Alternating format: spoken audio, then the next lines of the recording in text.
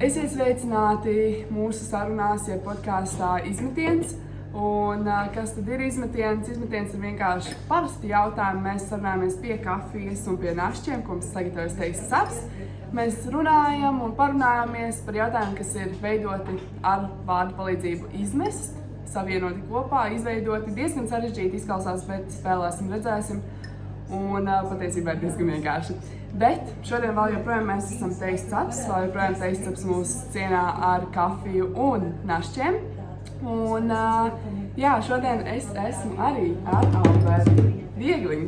Čau! Tā kā jā, pirmais jautājums arī ir, tu vari iepazīstināt, kas tu esi? Es esmu tētis, bet teiksim tētis, tēls, vēl visādas dažādas lietas. Bet ja profesionāli, tad es vislabāk raksturotos ar režisors un arī dizaineris. Arī es aģentūrā strādājis. Jā, un vēl arī noteikti var likt klāt, ka dēļ sporta entuziasts. Labi. Un pirmā asociācija tev, kad es pasaku vārdu izmetiens. Izmetiens. Šobrīd, par cik ļoti aktuāls ir viss hokeja drudzis, tad izmetiens būs droši vien, iemetiens būs pašā sākumā un izmetiens, teiksim, ja jāizmet no zonas, tad tas liktos ļoti atbilstoši šim brīdim. Labi, un pēdējais tāds iesildošais jautājums. Labāk tu izvēlētos melnbaltu vai krāsainu filmu? Gan veidot, gan skatīties? Krāsainu. Krāsaini. Krāsās ir daudz informācijas. Protams, var ļoti daudz arī spēlēties tieši ar kontrastu un melnumu un baltumu, bet man ļoti patīk krāsa. Labi. Un tad, kad es mēģināju kaut ko par tevi uzrakt, es tagad vienkārši flashbackā ar katru epizodu, man liekas, saku kaut ko par tevi uzrakt. Un tas jau tā ir tāda šī podkāsta frāze, bet, kad es to darīju, tev parādījās Latvijas Mākslas akadēmija. Un es gribēju pajautāt, vai tu vari mums apkopot vispār, kā tu esi izmetis, kur tu esi sevi izmetis studiju laukā? Studiju laukā? Teiksim tā, man ir, vispār mans pirmais izmetiens ir vides zinātnēs, ģeogrāfijas un zemes zinātņu fakultātē. Tur man ir bakalaura grāds. Un pēc tam es izmetos tālāk uz Mākslas akadēmiju, kur es studēju funkcionālo dizainu, ieguvu maģistra grādu, pēc tam arī iestājos vēl doktorantūrā, ko gan vēl neesmu pabeidzis, bet tad vēl akadēmiski, tad es vēl arī esmu pasniedzis Rīgas Tehniskajā universitātē industriālajiem dizainam pasniedzu grafisko dizainu. Ok, Jā. Bet kāpēc tāda nomaiņa no ģeogrāfijas uz Mākslas akadēmiju?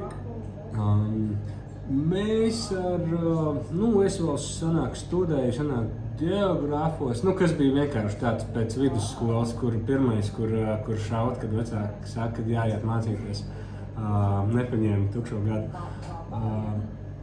Un jā, mēs kaut kādā brīdī ar draugiem sākām taisīt longboard dēļus, skate dēļus, local boards, tāda jauka kompānija mums bija, vēl aizvien ir, bet neesam baigi aktīvi.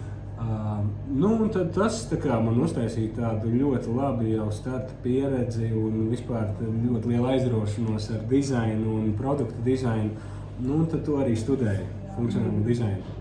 Skaidrs, un tad kāpēc sevi izmest kino laukā, kā režisoru ne uz teātra skatuves? Jā, kino arī, man tā video ņemšanās vienmēr ļoti, ļoti patikusies arī, kas saistībā ar snowboardu, tur agrāk vai skeitu, agrāk jaunībā tur kaut kādas mazās filmiņas taisot, editiņas un visu kaut kāds citus klipus. Un aģentūrā strādājot, sanāca daudz ar video ņemties, un tad mēs kaut kādā brīdī aģentūrā strādājot kā dizaineris radošais, mēs kopā ar manu šī brīža arī producentu Kristiānu Alkmjonoku sākām strādāt pie tādas dokumentālā darba Lielie muļķi, ko beigās arī realizējām paši, norežisējām, un tā arī sākās visa režijas karjera ar to, ka ļoti gribējām realizēt pirmo seriālu Lielos muļķus. Kristam tas gan nebija pirmais, Kristians jau bija ar producēšanas pieredzi, bet kā režisoram viņam arī tas bija pirmais. Un tad tu jau iesāki to nākamo jautājumu par Lielajiem muļķiem, vai bija kaut kas, ko jūs gribētu izmest lielajos smūķos, kaut kāda aina vai ko, bet kas neizdevās. Faktiski, ko jūs gribētu izdarīt, bet diemžēl tas netika iekļauts. Jā, tur mums šo to izmeta. Jā. Nu, Lielie muļķi jau vispār bija ļoti provokatīvs seriāls, kur centāmies maksimāli iet pie tām robežām klāt, kuras var pārkāpt un līdz brīdim, kuras nevajadzētu pārkāpt. Un tad, jā, nu tur bija šo to, ko izmet, teiksim tā, nu labi, es neteikšu konkrēti, ko izmet, vai ne? Bet tas saistīts ar kaut kādām tādām strauji sabiedrībā mainošām lietām un tendencēm un kaut kas kaut kur notiekās pasaulē un pēkšņi mainās viedoklis par to. Un tad, jā, mums bija tāds foršs, teiksim tāds, nu jā, bija tāda forša jautra līnija, kuru beigās mums nācās izmest ārā, jo kaut kādā brīdī vienkārši tas vairāk nebija tā kā pieņemams, teiksim, par to tā runāt un, teiksim, tā. Pašiem arī vajadzēja izmest un, teiksim, tā, jā. Labi. Bet jā, to esam piedzīvojuši. Okay. Labi, viss kārtībā, jā. Bet kā tu izmeti ideju par visas normu un jaunais normu? Kāda bija tā pati idejas rašanās un arī nosaukuma rašanās? Nu, idejas rašanās par visu normu, nu, tas ir noteikti tāds arī kaut kādā ziņā stāsts par savām pieredzēm, izstāstīts caur jaunā Dārvida tēlu. Nu, tur daudz savējās pieredzes un draugu pieredzes ir kopā saliktas, tā kā ļoti gribējās tieši tādu trendīgu Gen Z stāstu taisīt un likās ļoti labs moments. Jā. Labi. Tā mēs droši varam cienāties.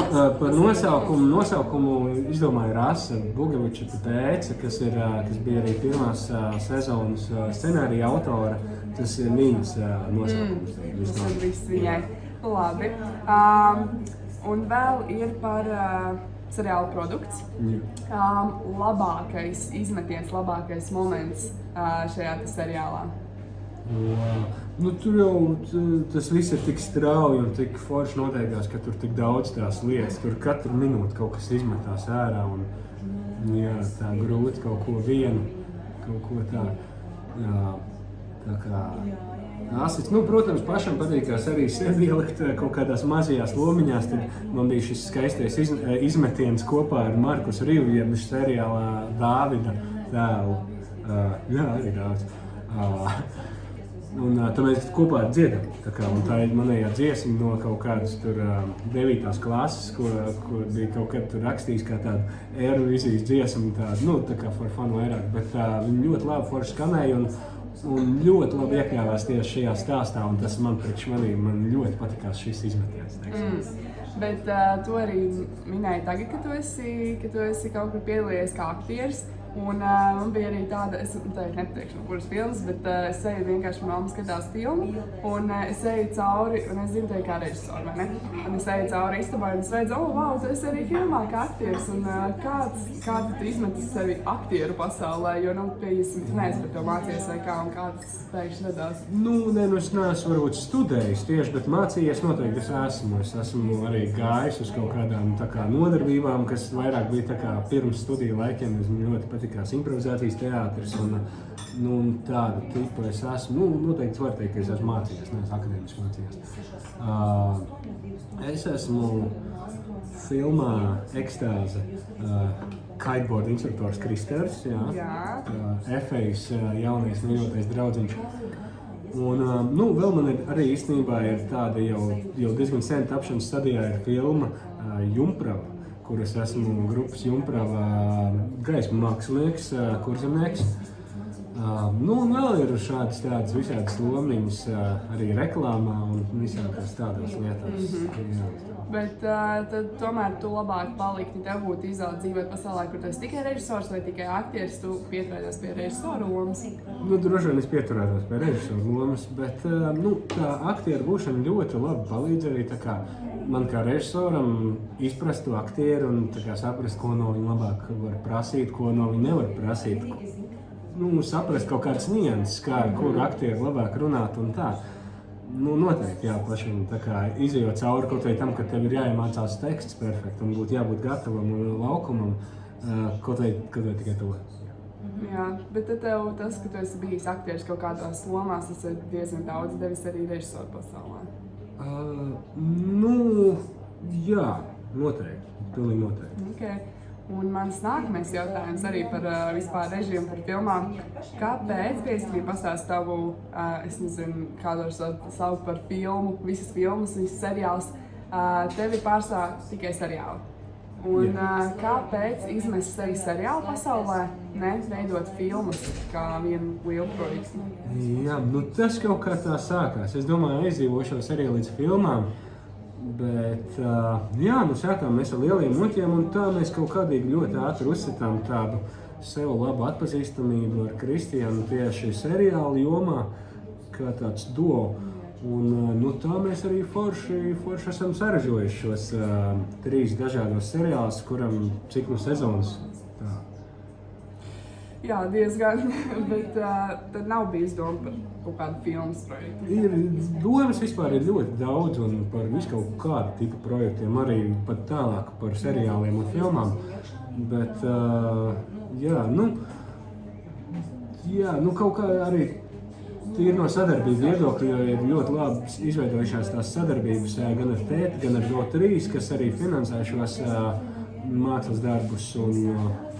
Jā, tas viss ir privāts darbs, tas nav valsts atbalstīts, teiksim tā, kad šajā lauciņā mēs tīri veiksmīgi un forši darbojamies, bet jā, ir plāni arī filmetrāžas filmām un ir rakstīts scenāriju un viss kaut kas ir plāni, viss notiek. Tad es varu gaidīt kaut ko arī no tā, ja? Noteikti.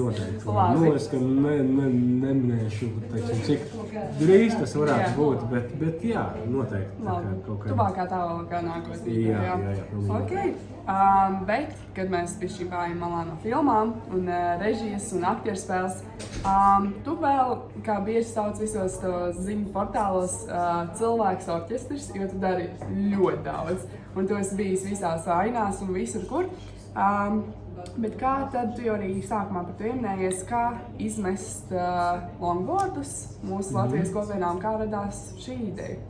Wow! Jā, mēs kaut kur, es esmu jau ļoti sens tāds dēļ sporta cienītājs, visvairāk snowboards, tagad es teiktu mūsdienās surfs, kas to tādu visvairāk vizinos arī skates. Un tad jā, mēs kaut kādīgi ar manējo bērnības draugu Artūru izdomājam, ka tas ir jādara, pieaicinājām no Gati, kurš ir master designers, un jā, mēs tā forši trietā izveidojām kompāniju. Tajā laikā tas bija kaut kāds 2012, 2013, un tas bija tāds baigais tāds cruiser dēļu, tāds longboardu pasaules trends bija sācies, un tad mēs viņu ļoti labi arī uzķērām, un arī Latvijā viņu tā kā palaidām, un ar to savējo kustību, savu movementu, atvarot vaļā local house arī, un tad jau turpinot, tas viss aiziet, arī izmetās savās dažādās variācijās. Un kā ir pie longboardiem, tev ir local boards, vai ne? Un ir local house. Vai tas ir kaut kā tā ideja plūda no turienes uz turieni un vispār? Tas vienkārši bija tā, ka mums ir dēļu dizaina kompānija local boards, un tas viss vienkārši notiekās iekš local house. Mums jau darbnīca bija local house, un tas pēc tam tālāk pārtapa par jau tādu kā kultūras vietu, kas jau tagad ir nodzīvojusi savu posmu, un šobrīd ir tāda atpūtā vairāk. Jā, labi. Un arī tu ļoti labi virzies pēc mana plāna, jo es visu laiku gribu uzdot jautājumu. Es viņu lasu, ko viņš tur rakstīts, es zinu arī nākamais jautājums. Bet man arī lasīja, ka tu esi citādi nodarbojies ar snowboardšanu un pat piedalījies pasaules čempionātā ar snowboardšanu. Kā iznes sevi snowboardšanas laukā? Vai tas jau ir no bērnības, vai tu iesāki vienkārši izdomāji, es snowboardšu? Tas noteikti ir vēl saucams par bērnību. Es droši vien sāku kaut kādos 10, 11 gados snowboard. Tā droši vien vēl ir bērnība. Un tāda fantastiska organizācija kā Rīgas snowboard skola, kurā es arī iestājos, esot ritīgs sīkais. Un pavadīju vienkārši skaistākās atmiņas no Šveicēm, kaut kurienēm, no visām nometnēm, Ventspils, treniņiem Rīgā, sporta akadēmijā, tam bija treniņi, vislabākās atmiņas. Un jā, tad tas tajā laikā bija ļoti aktuāli, viss tas snowboards, tas bija arī tas moments, kad tas bija tā kā tas pasaules trends, un Latvijā kaut kas jauns, un tas uzsprāg, un tie 2000 tāds sākums līdz vidum, un teiksim, tur, tas kā tas ziedēja, viss tas snowboards, tas bija vienkārši fantastiski. Jā. Mēs kaut kur pielījāmies, jā, pasaules čempionātā, pasaules junioru čempionātā, tur Eiropas junioru olimpiādē, tur, kaut kā. Tu vēl projām ar to nodarbojies?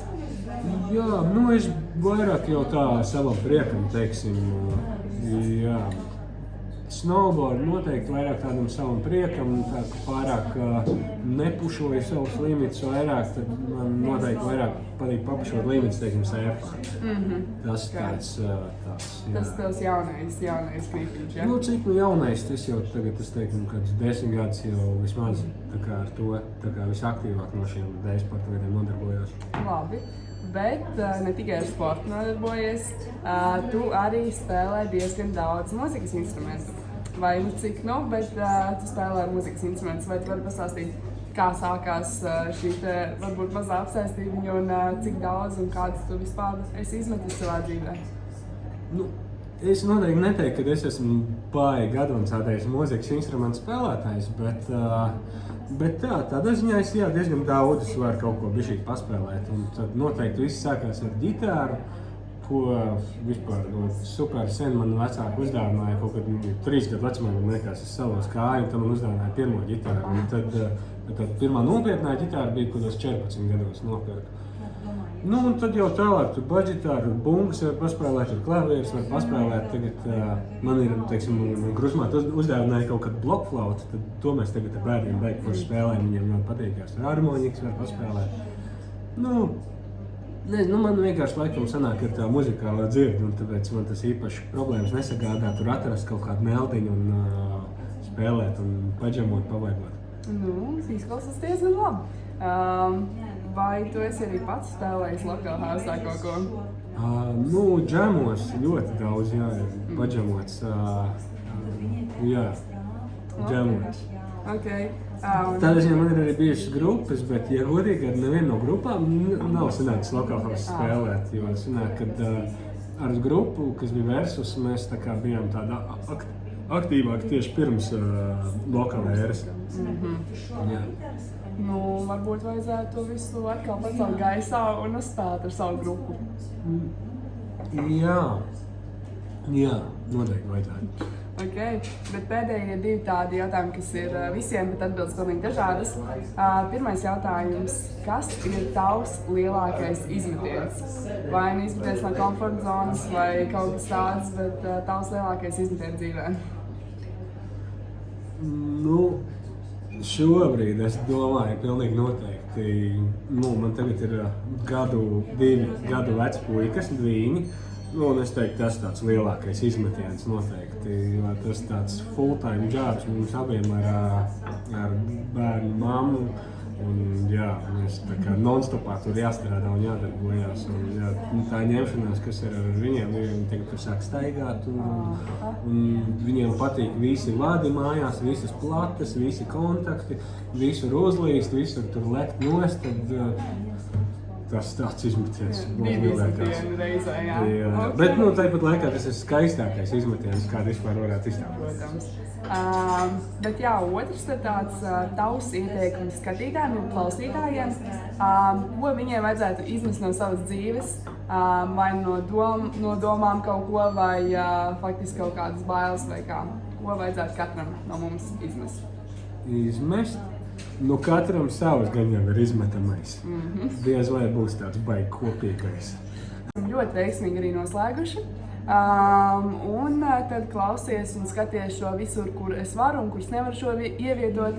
Un jā, tā kā mēs tiekamies ar kādu citu vēl teiks saps, bet šodien paldies Albertam. Paldies. Un jā, tā kā tiekamies nākamajā reizē un čau! Lai forši izmešanās!